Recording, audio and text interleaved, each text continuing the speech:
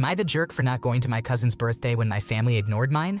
I, a 14-year-old female, moved away from my father and grandparents a year ago to live with my mother's side of the family because my father became too abusive toward my mother. My mother had to leave a few days before my birthday because she had no choice. The next few days were pure torture because my father was yelling in rage and destroying things. On the day of my birthday, I was not in the mood to celebrate, so my grandfather took me to the store to buy some clothes to cheer me up, and that was about it. 3 months later, they called me saying that they wanted me to attend my cousin's birthday. That made me feel bad because they make my cousin's birthday grand. My cousin is very spoiled and gets everything he wants and loves rubbing it in my face. My birthday was terrible, and I just knew he would ask why I did not invite him. My grandparents did not invite any of my cousins and I was all alone, but they wanted me to be there for him. I was not going to go. When I told them I did not want to while making up excuses trying to get them off my shoulders, they started emotionally blackmailing me, saying that I betrayed my cousin and them, and that I am ungrateful. Now this year they want to be there for my birthday, and I do not want that. I am still scared of what they will do. This past year, my father attacked my grandmother, mother's side, at the hospital because my grandfather, mother's side, had a brain stroke. I have been avoiding their calls and messages, and now they want to be there for me. I do not know how to respond. What should I do? Am I an asshole? P.S. My birthday was ruined not only because of my mother not being there, but because the entire week my grandfather kept tormenting me to call my mother and beg her to come home. I knew that was a bad idea and did not, but they eventually started threatening me. They would never do that to my cousin and give him whatever he wants. That is what makes me feel bad. Growing up, I was always trying to please them, hoping they would notice me, but they never did and probably never will. Your grandparents are enabling your dad's abuse, both physical and emotional, on top of outright neglect. Try telling them that you don't feel safe being anywhere he might be, and if they make excuses, cut them off with the facts and hang up. Stay where you are because being a blood relative doesn't mean someone is safe or has your best interests at heart. You are not the one to blame. Do you have any child support services you could call, especially since your dad is violent? Am I the jerk for calling my partner a snob? I grew up very working class, so I find it easier to relate to people who also grew up working class. My husband does not understand because he has grown up in an upper class family, and all of his friends are from a similar socioeconomic background. Until last year, I only really socialized with his friends, or mutual friends, we made during university. However, I always felt like the odd one out because I could not relate to many of their life experiences. Last year, I made the decision to reconnect with 2 of my best friends from secondary school. They have both met my husband, and I could tell from the beginning that he did not like either of them, although he did not outright say it at the time. Since then, he has made small comments about both of them that have made it abundantly clear that he does not like them, so I do not invite him when I spend time with them anymore. We usually go on holiday with a group of his friends. I invited both of my friends to come this year. They both want to come, but one friend is not able to afford it, so I offered to pay for her. I mentioned inviting them to my husband, and he already had an issue before I even mentioned the fact that I offered to pay for one of my friends. He thinks I should not have invited them because they will not fit in. When I asked him why, he claimed they are vulgar and foul-mouthed. One of my friends does have a dirty sense of humor, but it is not like that as her entire personality, and she knows the right time and audience for those types of jokes. He also has a friend who swears every other word, and he is invited, so my husband does not have a leg to stand on. When I mentioned I was going to pay for one friend, he tried to use that as evidence that they are just using me, which is not true. We had a heated argument over this because he wanted me to uninvite them. During the argument, I asked him if he thought they were below him and his friends. He did not respond, so I told him he was acting like a snob. He was offended and said he was not a snob, and if he were, he would not have married me, which really hurt my feelings. He has changed his mind about me uninviting my friends, but I can tell he is still angry at me. If I am being honest, part of me is still angry at him for what he said. So who is the asshole here?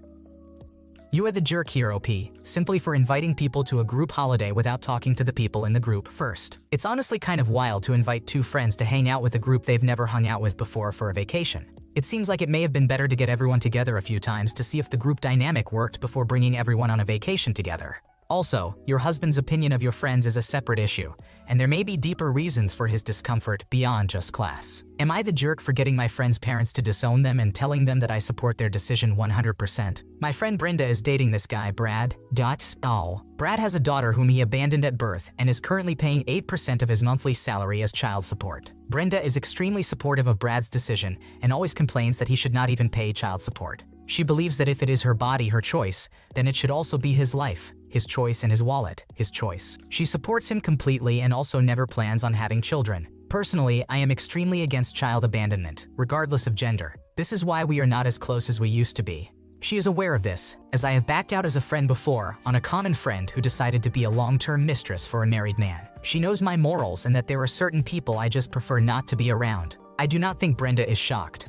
I do not think she cared much because she found the love of her life. I am still extremely close to her family because we are family friends. As more time went on, her family felt weirded out that I am not as active with Brenda as I used to be and asked me about it. This is where I might have been the asshole because it led to a lot of things. I was honest and told them why, and they were shocked. They were worried that this guy would abandon Brenda to be a single mother if she were to get pregnant. I assured them that it would not happen because Brenda made it clear that she does not plan on ever becoming a mother. After this, her father went to confirm if what I said was true or not. After getting an affirmative answer, it strained the relationship between Brenda and him. He would eventually practically put her off from his will. Brenda tells people that she is cut off. Her family claims that it is not true, it's just that Brenda is not getting anything from her father that is worth much money anymore. Though I am not certain if it has anything to do with her position on parenthood, dating choices, and the fact that she does not want children, it probably does, maybe along with other reasons I am not aware of. I personally believe the family members that are watching from the side more than Brenda. Brenda is extremely upset and indirectly blames it on me, and complains about how unfair it is and how her father has a responsibility to her. I felt bad for her, so I do not really care much. Eventually, as she kept it going, I flipped and replied that it is my life, my choice. I can give my words to whoever I want. I support him completely and that it is his life, his choice, his wallet, his choice. He is just doing what she supports. Brenda became extremely upset and pissed. Am I the asshole? People often deceive their families to avoid repercussions because they're afraid of losing support. If someone were truly confident in their choices, facing the consequences wouldn't seem as daunting. People don't like being deceived, especially for materialistic reasons. And while parental support might not be unconditional, withdrawing financial privilege isn't the same as withdrawing emotional support. This situation can put someone in a tough spot, making it a no-win scenario. Am I the jerk for canceling on my husband's family vacation? My sister-in-law, who is 41 years old, booked a 3-bedroom Airbnb for the end of summer break and invited my husband, who is 36 years old, and I, who am 34 years old, to join. We agreed to pay for half of the Airbnb after she showed us pictures. We asked questions and all seemed clear. We figured she'd probably be inviting her boyfriend, and when we asked about the need for 3 bedrooms, she just said it was all that was available. Then a few days later, her boyfriend came over for dinner with her and let slip 2 other details previously left out. One was that his 6-year-old daughter would be coming. We actually didn't care about this at all. We have met her and she's adorable. Then, however, he mentioned the second detail. The 3rd bedroom is actually just a small office space they threw bunk beds in, and they planned on having my husband and I stay in it. We giggled and asked why we would take bunk beds when there were 2 bedrooms with queen mattresses.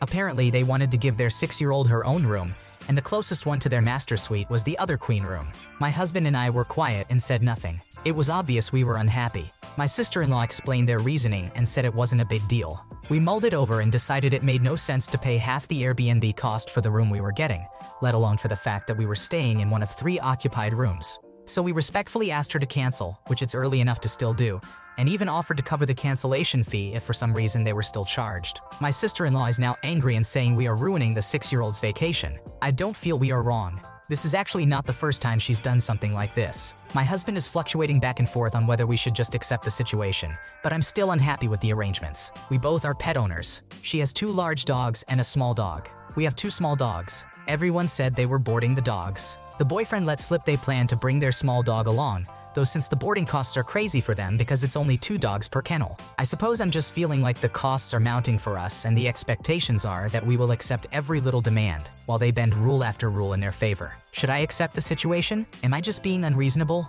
We normally get along so well.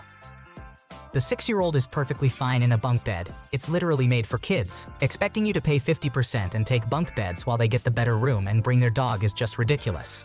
It sounds like you're subsidizing their vacation, and that's completely unfair. They lied every step of the way just to get what they wanted, and it's pretty messed up. Am I the jerk for asking my sibling to pay me because I washed their clothes and cooked for them? I, a 19-year-old female, live with my parents and sister. My sister, a 21-year-old female, has always had anger issues and never helps around the household. She dropped out of school after studying fashion for 3 years and now works part-time. I received my diploma in aviation operations and will attend law school next year. I decided to go to summer school full-time to prepare for the upcoming year, and I also work part-time, at least 16 hours a week. My mother used to do all the chores around the house. When I was home, I cleaned my own floor, which I share with my sister. I would help cook and also clean around the house. However, my mother went to our home country to visit her family. My father works full-time, and my sister is mostly home, yet she won't help around the house. This weekend I was working and have been sick for 4 days in a row. I called my sister and asked her to make dinner for that day. She told me no, and that she was still tired from working. I told her I had been to school for 5 days a week and still cooked and cleaned,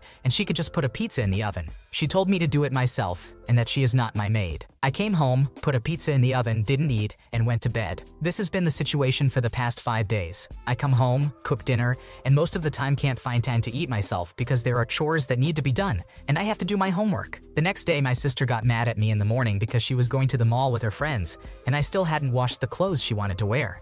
I was lying sick in bed, and she wanted me to get up to wash her clothes in the 1 hour I had to get ready for work. I snapped and told her to off and that she can do it herself if she wants to, as she is 21, not a kid anymore. The next day, I was finally off and did all the chores. My sister left to go to her friends. When I went upstairs, I saw the bathroom all dirty again. I had just cleaned it 1 day ago. It was full of her clothes and makeup. The mirror was dirty, and the shower cabin was stained again. I cleaned it all again, and in the evening served food for everyone. My sister didn't bother to clean up her plate and went upstairs. I was fed up and told her to pay me at this point because she doesn't do anything and just knows how to go around and yell. She said I won't get a penny for doing what I have to do. I told her she either pays me or I won't cook and clean for her anymore. So, am I the asshole? You handled things appropriately.